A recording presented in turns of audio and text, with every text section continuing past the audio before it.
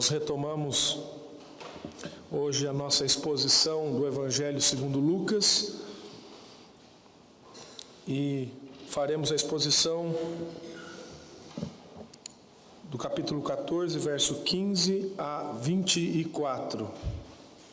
Acompanhe comigo a leitura desse texto em sua Bíblia.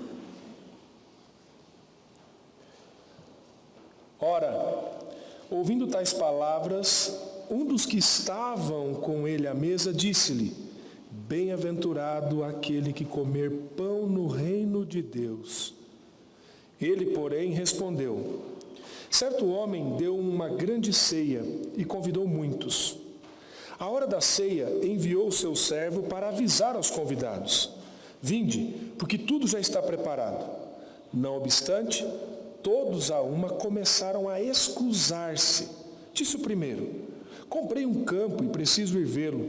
Rogo-te que tenhas por escusado. Outro disse: Comprei 5 juntas de bois e vou experimentá-las. Rogo-te que me tenhas por escusado.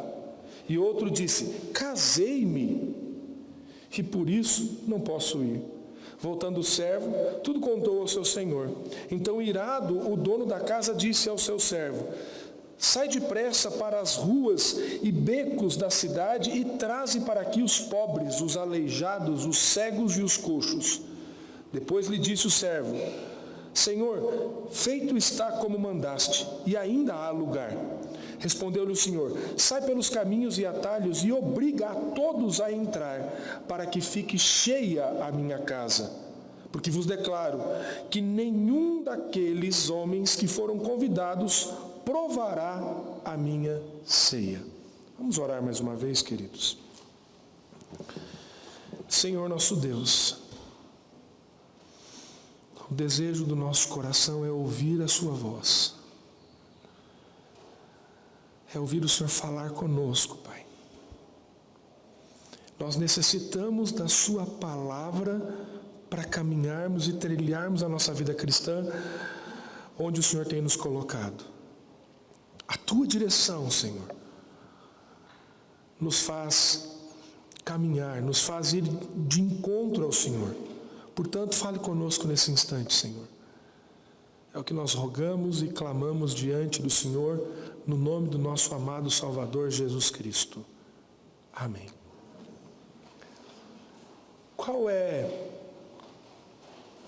o sentimento que você tem quando você canta Maranata, ó vem Senhor Jesus? Um dia vamos subir, então subiremos. Isso mexe com você, querido?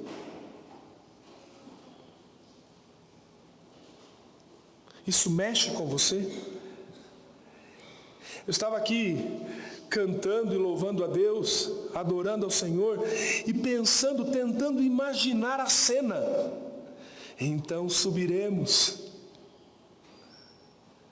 Isso gera e deve gerar em mim e em você anelo, desejo, anseio, sonhos com a vida eterna.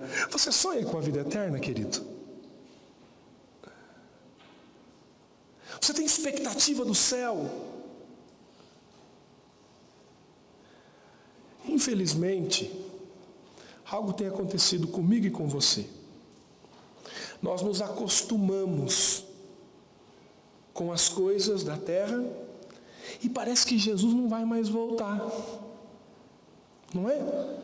Falou que ia voltar há tanto tempo. E aí me permitam a história daquele indivíduo embriagado que entrou dentro da igreja e o pastor estava lá pregando: Jesus vai voltar! E o bêbado gritava: volta, mas demora. Jesus vai voltar, irmãos, se preparem. E o bêbado: volta, mas demora. Aqui, ô seu bêbado, o senhor fique quieto, senão eu vou chamar a polícia. Estes daí vêm rapidinho. Você está assim? Jesus vai voltar, irmãos, mas demora. Espera um pouco. Deixa as coisas acontecer um pouco mais. Vai voltar, pastor. Um dia. daqui uns 200, 300, já faz 2000 anos, onde é que Jesus está? A Bíblia diz que nós não sabemos nem o dia nem a hora. Nós vimos na Escritura o que aconteceu com aquelas virgens nécias que não estavam preparadas. O Senhor Jesus diz que Ele virá como um ladrão. Nós não sabemos o momento que Ele virá. Nós temos que estar preparados. Mas, querido, se você conheceu a Cristo, se você tem um relacionamento pessoal com Cristo Jesus e com o Pai, alguma coisa diferente em você. Não podemos estar nesse marasmo espiritual, nessa atitude de que Jesus vem, mas demora. Vou cuidar da minha vida aqui, porque vai demorar para Ele voltar. Primeiro que eu não sei quando Jesus voltará, mas eu não sei quando é que eu vou. Eu desejo, eu anelo viver por muito tempo. É o que nós desejamos.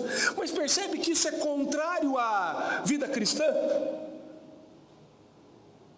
Isso é contrário à vida cristã, porque o crente, ele deseja e deve desejar estar com o seu Senhor. E nós queremos estar com Deus, mas espera um pouquinho, Jesus. Deixa eu cuidar da minha vida, deixa eu estabelecer, conquistar as coisas aqui. Quanto você deseja os novos céus e a nova terra? Você deseja isso? Você tem caminhado nessa direção? E é interessante pensarmos nessa perspectiva, porque a vida cristã, irmãos, ela é um prelúdio da vida eterna. Nós estamos aqui nesse prelúdio da presença de Deus. Nós temos a presença do Senhor e nós já desfrutamos das suas bênçãos, mas não plenamente. E nós devemos viver como esse prelúdio, adorando a Deus, mas o dia chegará. Eu e você fomos convidados para um banquete celestial, para um banquete eterno. Qual foi a sua resposta? Sim? Não? Aqui nós vemos um convite nessa parábola que o Senhor Jesus faz. É interessante vermos aqui a resposta dessas pessoas. Jesus aqui então ele faz esse convite para esse banquete da eternidade. Nós temos que nos lembrar do contexto, e nós temos exposto esse texto. Nós vemos que Jesus está na casa de um dos principais dos fariseus, comendo com eles. Lá ele havia curado no sábado uma pessoa. E nós vemos ali toda a discussão que se envolve por esse fato. E aí nós vemos que logo após isso Jesus fala dos primeiros lugares. Enquanto eles estão comendo, no verso 15 vem um daqueles que estavam à mesa e ele diz assim: bem-aventurado aquele que comer o pão no reino de Deus. E Jesus então usa esse ponto então para contar essa parábola. E ele disse que certo homem estava preparando um grande banquete e convidou muitas pessoas. E aqui nós vemos o convite para o banquete. Nos versos 16 e 17, nós vemos esse homem preparando essa grande ceia e convidou muitos. Na hora da ceia, enviou o seu servo para avisar aos convidados: vinde, porque tudo já está preparado, já está pronto. Então nós vemos esse homem oferecendo esse banquete, convidando as pessoas para participarem do banquete. E como era praxe, era costume, o servo sai para convidar as pessoas para participarem do banquete oferecido por aquele homem. E era costume fazer 2 convites. Um convite inicial e um segundo convite. Nós vemos isso no livro de Esther, quando a Esther prepara o jantar. Lá no capítulo 5, versículo 8, tem o primeiro convite. No segundo convite nós vemos no capítulo 6, versículo 14. Quando ela prepara aquele banquete e aí então chama Amã e o rei para estar naquele banquete. E pelo que o texto aqui relata, eles foram convidados 2 vezes, e quando eles recebem esse convite, todos atendem o convite, porque não é mencionado que alguém tenha declinado do convite, que alguém tenha dito, não posso ir, tenho um compromisso. Ontem mesmo, um amigo teve a realização do seu casamento lá em Goiânia, e ele veio me convidar, pastor, eu queria muito que o senhor fosse no meu casamento. Eu falei, olha, irmão, se o irmão tivesse me avisado com antecedência, eu poderia ter ido. Eu tinha uma reunião ontem e já tinha um compromisso agendado e não podia ir. Mas no momento que ele me convidou, eu disse, irmão, não posso ir. Tenho um compromisso. Eu poderia ter dito, irmão, estarei lá. E de última hora, ligo para ele, olha, irmão, infelizmente não dará para ir. Aqui, todos aparentemente atendem o convite no primeiro chamado, e aí nós vemos que quando Jesus conta essa parábola, nós vemos aqui nessa sessão do Evangelho de Lucas, que ele está falando sobre o reino de Deus, e falando com os judeus, e especialmente com os fariseus. E os judeus foram os primeiros a serem chamados para o banquete da eternidade. Eles foram chamados, eles tiveram esse privilégio, eles receberam a revelação do Senhor, o povo escolhido de Deus. Eram eles os portadores da palavra de Deus.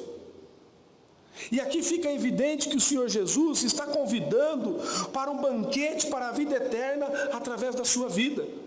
E nós vemos que os judeus, ao longo da história, quando nós lemos o Antigo Testamento, nós vemos esse chamado de Deus, o primeiro convite. E agora Jesus novamente chega os convidando uma segunda vez. Eu e você fomos convidados. Jesus nos convida e oferece um banquete para a vida eterna.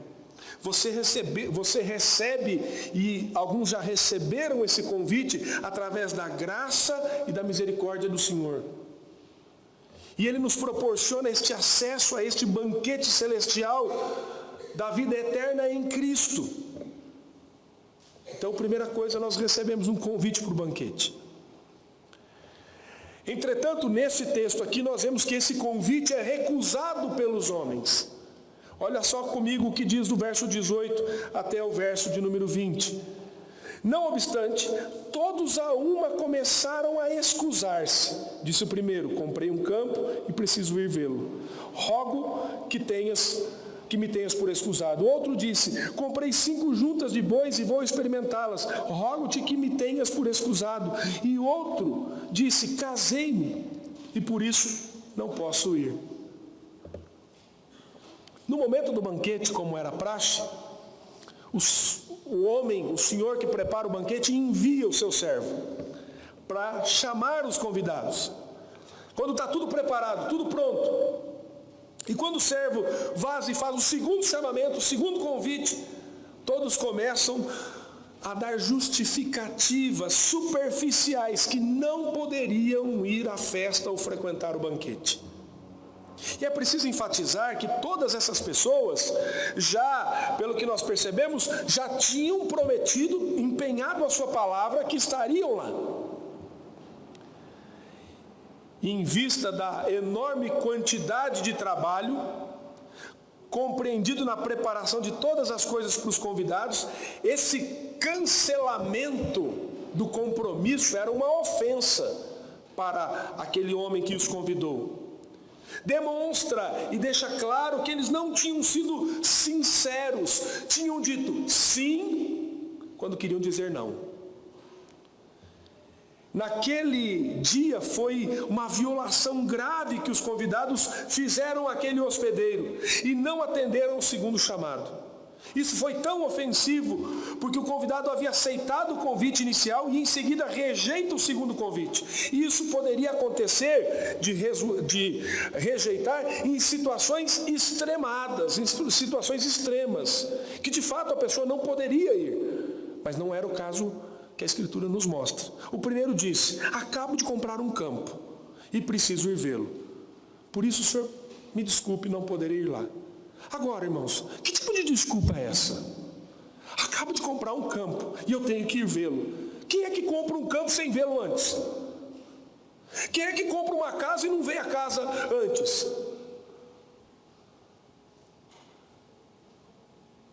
O outro vem e diz: acabei de comprar 5 juntas de bois e eu estou a caminho para testá-las. Meu querido, você vai comprar um carro, você não testa o carro antes? Eu fui comprar um carro, eu falei com o Ranulfo, que é mecânico, falei com o Daniel, que é mecânico. O que você acha desse carro? Fui ver, andei com o carro, rodei, e você fica em dúvida: compro ou não compro, compro ou não compro, compro ou não compro. Agora o indivíduo vem, comprei 5 juntas de bois e eu tenho que testá-la agora. Não dá para ir na festa. É incoerente.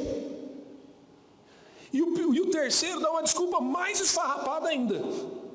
Porque ele diz assim: olha só o que diz o texto. Ele: casei-me e por isso não posso ir. Opa, peraí. Você recebe um convite para um banquete, seu casamento está marcado dia 21 de janeiro de 2017. Eu vou fazer um banquete. Ângela, Maurício, vamos no banquete na minha casa? Aí os dois vão responder: vamos. Opa, peraí, como assim? Dia 22 de outubro de 2016, minha cunhada irá casar. Falei para ela, não marca nada tal dia, porque eu não posso. 22, chego no dia, não posso ir, não vou. Aí, convido o casal diz: não posso ir porque eu vou casar. Mas peraí, você já não sabia que ia casar quando eu te convidei? Como assim? E principalmente no contexto de Israel, os casamentos não acontecem de repente e a festa não é um dia só. Há toda uma preparação, há todo um contexto em volta disso. E aí o indivíduo vem e dá essa desculpa dizendo assim: não posso ir, eu me casei, tem que sair em lua de mel. Olha a desculpa que o indivíduo dá. Se ele de fato sabia que ia se casar, então ele não, olha, me perdoe, nessa data eu não consigo. O senhor quer muito a minha presença? Dá para mudar a data? Começam com desculpas insultuosas e que enfurecem o dono da festa e aquele que oferece o banquete. E fica evidente que nenhum destes que rejeitaram o chamado ao convite vão participar do banquete. E no verso 24, esse homem e o Senhor Jesus na parábola diz: porque vos declaro que nenhum daqueles que foram convidados provará a minha casa. E quando nós olhamos para o contexto, fica evidente o chamado de Jesus aos fariseus. Foi o segundo chamamento do Senhor Jesus aos fariseus. E nós temos aqui uma série de subterfúgios enganosos, pretextos fúteis, negando o convite. Os profetas tinham falado para o povo já, ao longo da história, muitos responderam de maneira afirmativa, mas agora negam. E agora, perante o ministério de Cristo Jesus, perante o Senhor Jesus, o Filho de Deus, o Emanuel, eles estavam dizendo não aceitando o convite de Cristo. Nós, queridos, desde o princípio até agora, temos recebido esse convite. E são muitíssimas as pessoas que têm apresentado pretextos para negar-se a receber de coração e da mão de Deus a salvação gratuita e plena em Cristo Jesus. Deus nos tem chamado para um banquete celestial. Qual tem sido a sua resposta? Você que já recebeu a Cristo, já deu o seu ok pela graça de Deus, a ação do Espírito Santo na sua vida? Como tem caminhado? Mas você que às vezes está aqui, frequenta a igreja, até conhece algumas coisas. De fato, você tem convicção que irá subir com o Senhor? Que a porta não vai se fechar? Que Deus não vai lhe dizer: aparta-te de mim porque eu não lhe conheço? Será como esses, com desculpas fúteis? E aí nós vemos por último que esse convite ele é estendido. Voltando o servo, tudo contou ao seu senhor. Então, irado, o dono da casa disse ao seu servo: sai depressa para as ruas e becos da cidade e traze para aqui os pobres, os aleijados, os cegos e os coxos. Depois lhe disse o servo: Senhor, feito está como mandaste, e ainda há lugar. Respondeu-lhe o Senhor: saí pelos caminhos e atalhos e obriga a todos a entrar, para que fique cheia a minha casa. Quando o Senhor ouviu o relato do seu servo, ele ficou irado. Talvez teria que cancelar o banquete agora? Certamente que não. Além de realizá-lo, ele faz na hora marcada, na hora estabelecida, naquele momento já agendado. Portanto, para que não faltassem convidados, o servo agora é enviado às partes da cidade onde viviam aqueles que eram excluídos, menos privilegiados, que não eram dignos, humanamente falando, de estar naquela festa. Os pobres, os cegos, os coxos, pessoas que nós já vemos lá no versículo 13 do capítulo 14. Antes, ao dares um banquete, convida os pobres, os aleijados, os coxos e os cegos, diz o Senhor Jesus. Eles devem ser convidados agora. Melhor, devem ser tomados pela mão e trazidos para dentro. E provavelmente fosse necessário agir assim, não tanto, por exemplo, pelo fato de os cegos não poderem encontrar o caminho, o salão da festa, o local, para que fossem conduzidos pela mão, mas porque todos os grupos aqui mencionados poderiam nutrir sérias dúvidas se um banquete suntuoso, portentoso como esse, realmente era para eles.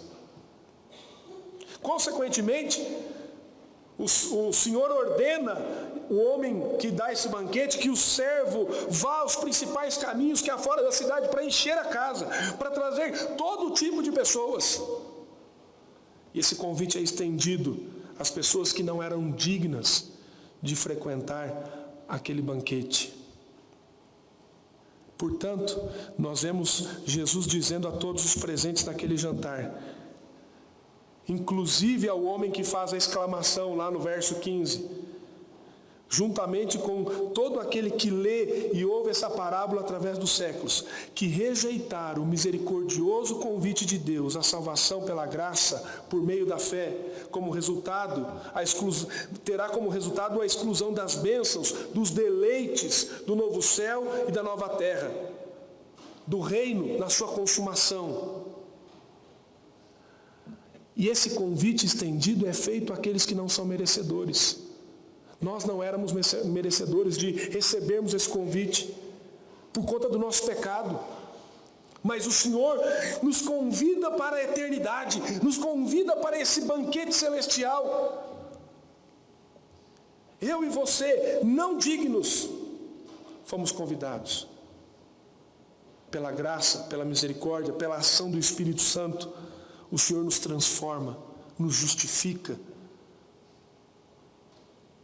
Quando Israel como um todo rejeita a Cristo, o plano de Deus não é abandonado.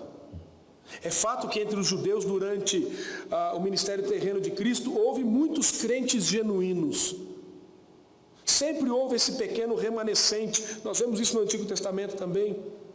Mas agora acontece algo em extremo maravilhoso, já predito naturalmente lá no Antigo Testamento. A igreja, já presente desde esse tempo, começa a expandir-se entre os gentios.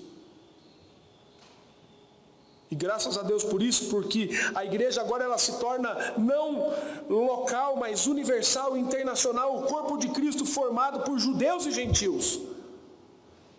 O antigo Israel, isto é, aqueles que rejeitaram o gracioso convite de Deus, estendido primeiramente, colocado eles pelos profetas no Antigo Testamento, e por Jesus pessoalmente e seus apóstolos, estes que rejeitaram, perecem. Nenhum sequer irá ser salvo daqueles que rejeitaram o convite. O novo Israel, formado tanto por judeus quanto por gentios, continua vivo, atuante. Você sabe o que significa blasfêmia contra o Espírito Santo?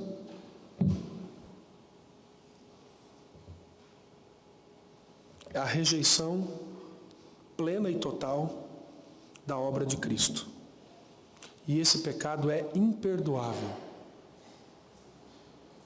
Portanto, meu querido irmão, se você frequenta a igreja, mas não teve um encontro pessoal com Cristo Jesus, você necessita deste encontro.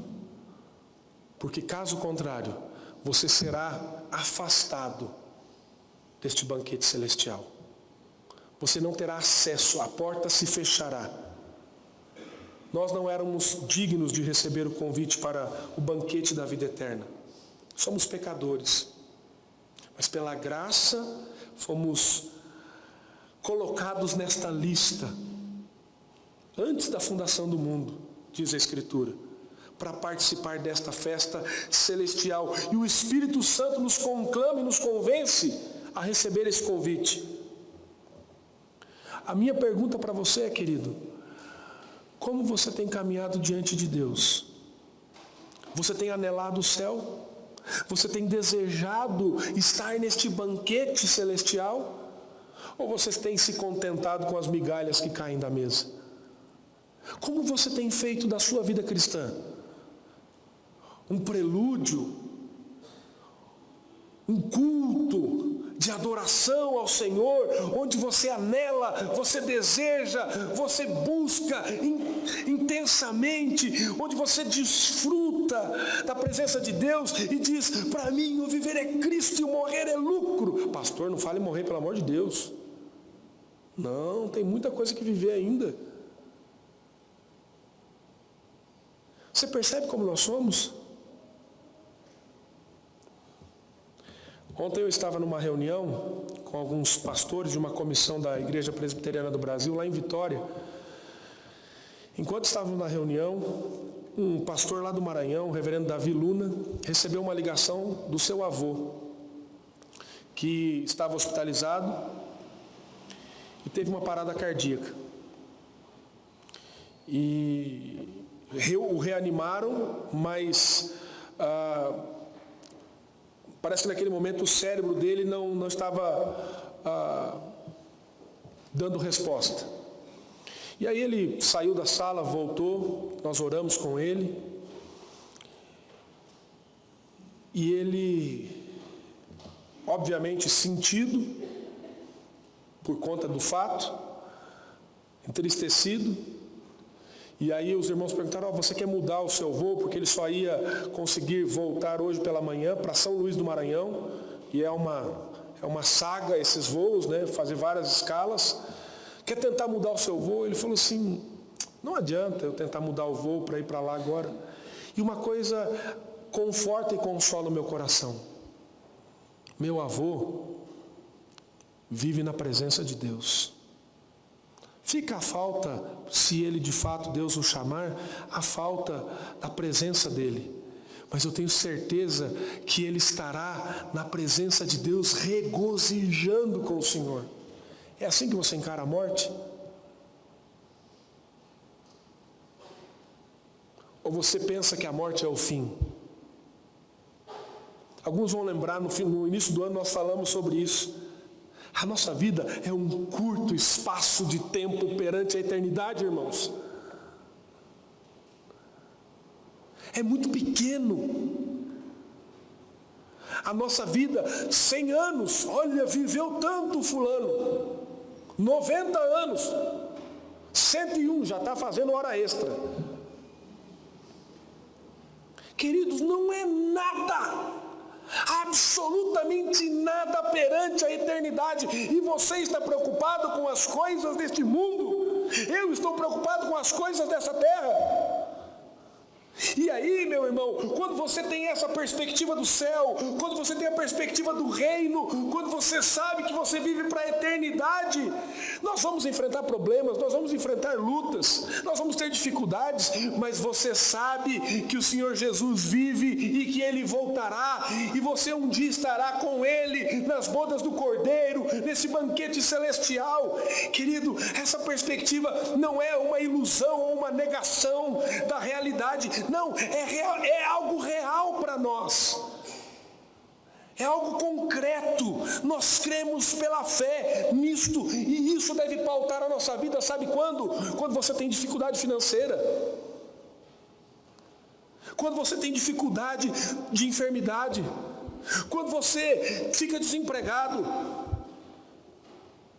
Isso me alimenta e me sustenta. Não é uma utopia, não é uma ilusão, mas é real, porque eu não vivo de acordo com a filosofia deste século, deste mundo, mas eu vivo com a perspectiva do céu.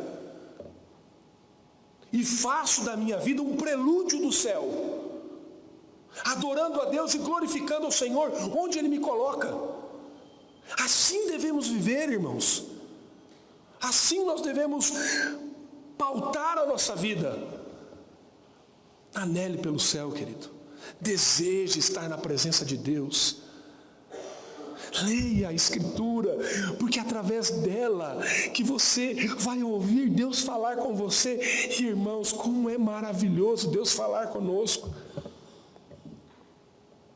Às vezes nós estamos enfrentando dificuldades, lutas, e Deus vem com a sua palavra suave, mansa.